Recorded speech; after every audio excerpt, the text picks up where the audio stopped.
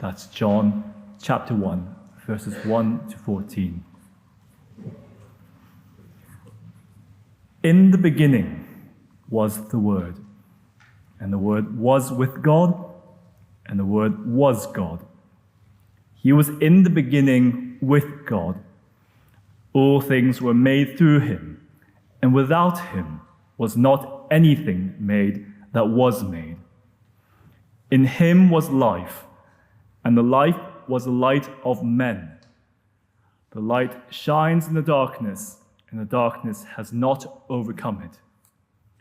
There was a man sent from God whose name was John.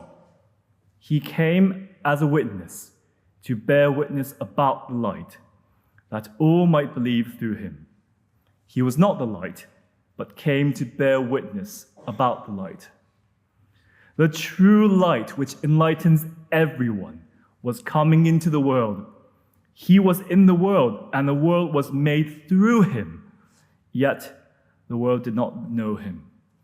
He came to his own, and his own people did not receive him. But to all who did receive him, who believed in his name, he gave the right to become children of God, who were born not of blood, nor of the will of the flesh, nor of the will of man, but of God.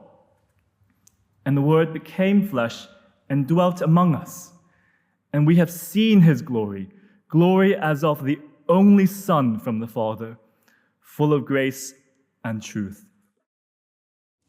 A family I know were sat down for breakfast a few weeks ago when their 4-year-old decided to share with the rest of the family the role that he had been given in their Christmas nativity at his nursery school. He got the role of the innkeeper. Pretty standard role, a pretty important role. I'm sure those of us who are familiar with the story will agree. When Mary and Joseph get to Bethlehem and knock on the door, he has that very important line, "Sorry, no room." Well, his older siblings decided to show their support in the way that only older siblings can, and tried to persuade him that it would be far better for him to say instead, "Yes, yes, Mary, come in." Oh, to be a fly on the wall as the chaos ensued. I don't actually know how it worked out, but I'll let you know if I find out. Made me chuckle, but it also made me think, is that the way that we view Christmas? Nice story, familiar to many of us, but don't worry too much about the details. Maybe this is your very first time at a carol service, and if that's so, you're very welcome with us. Maybe this is one of lots of carol services that you're going to, even just this year.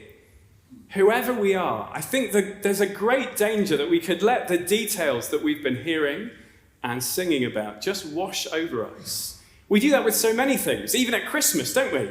How many times have you sung Santa Claus is Coming to Town without realizing how sinister it is?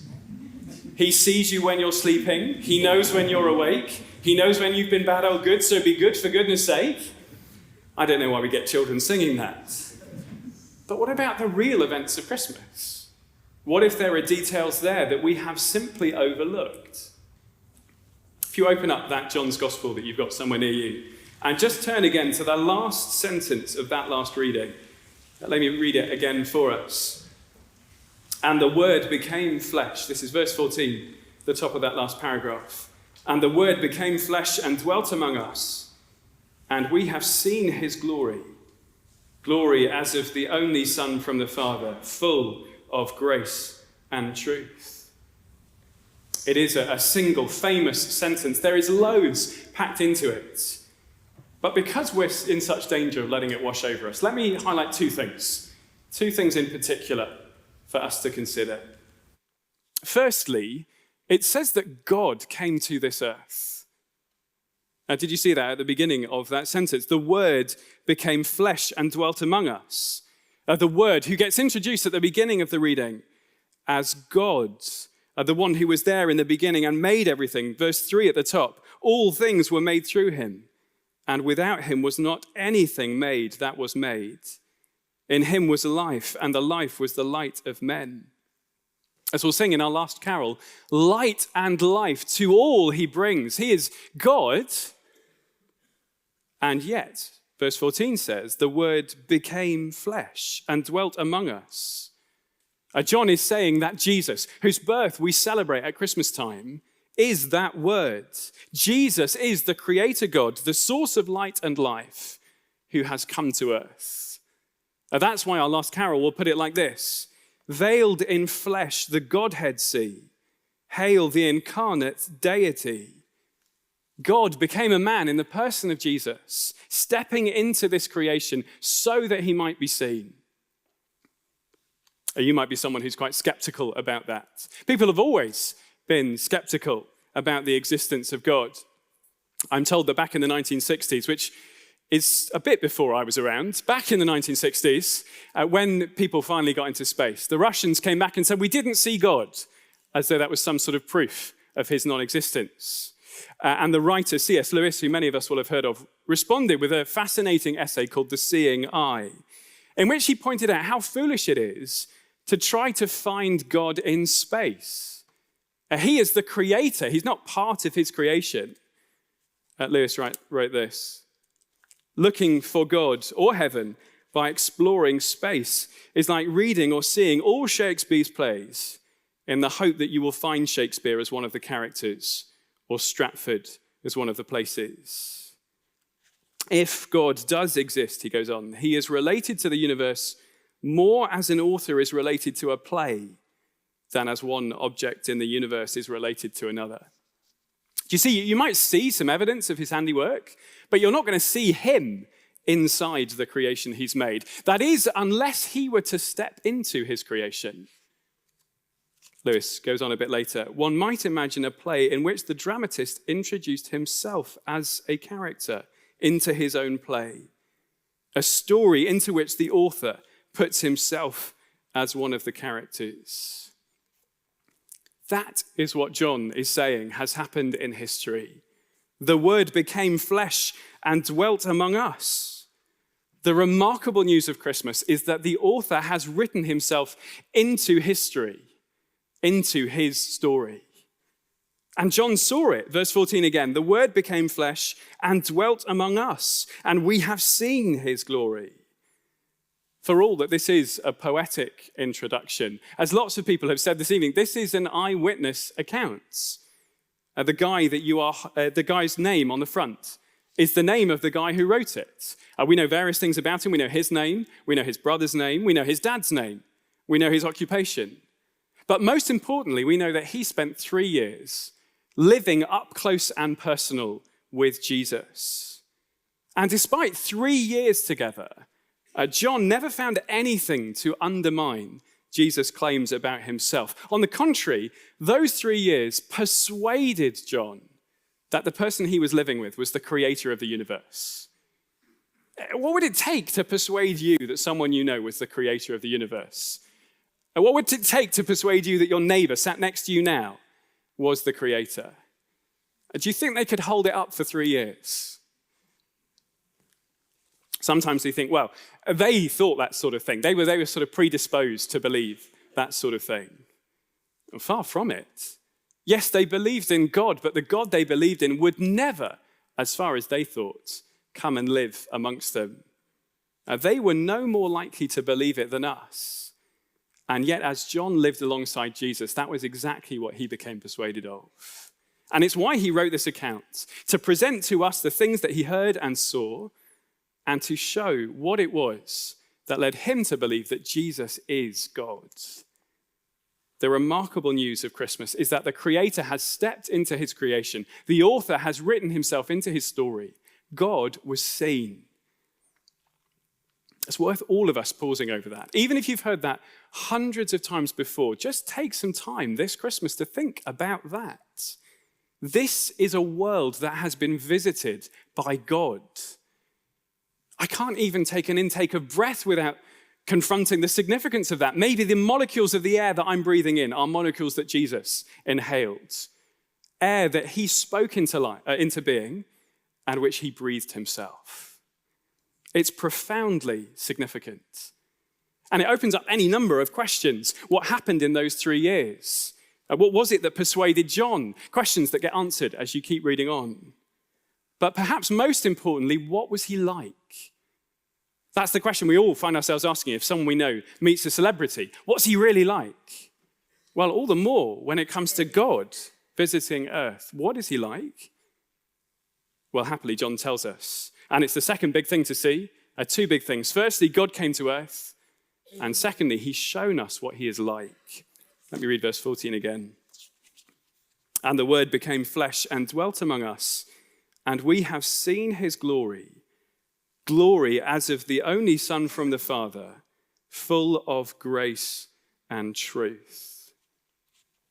To say that he's full of grace is not to say that he is graceful like a kind of ballet dancer.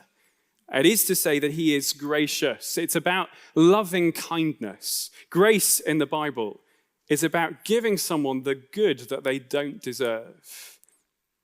So many people think that God is like Santa Claus. He's making a list, he's checking it twice, he's going to find out who's naughty or nice. It really is a sinister song, isn't it? But people think that God is like that.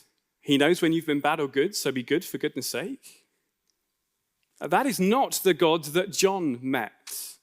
That is not the God that you discover when you read on in this book. No, he is full of grace and truth. Yes, he knows when you've been bad or good, but his loving kindness is for those who don't deserve it. And if you're anything like me, that is really good news. Because if God were to put me on one of those lists, it would have to be the naughty list. Sure, there are moments when I've done good, but all too many moments that leave me feeling guilty and ashamed. Moments when I've done right, but enough to stand in front of a holy God with confidence? Not me.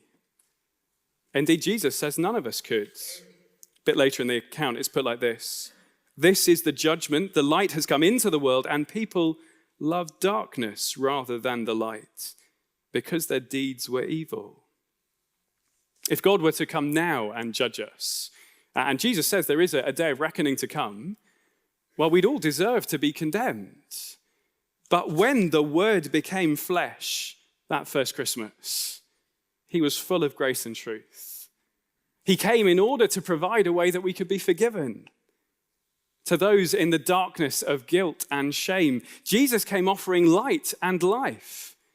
As we'll sing in a moment, peace on earth and mercy mild, God and sinners reconciled. Indeed, the offer is in fact of a place in his family. That's verse 12 of our reading. To all who did receive Jesus, who believed in his name, he gave the right to become children of God. That is the amazing news of Christmas.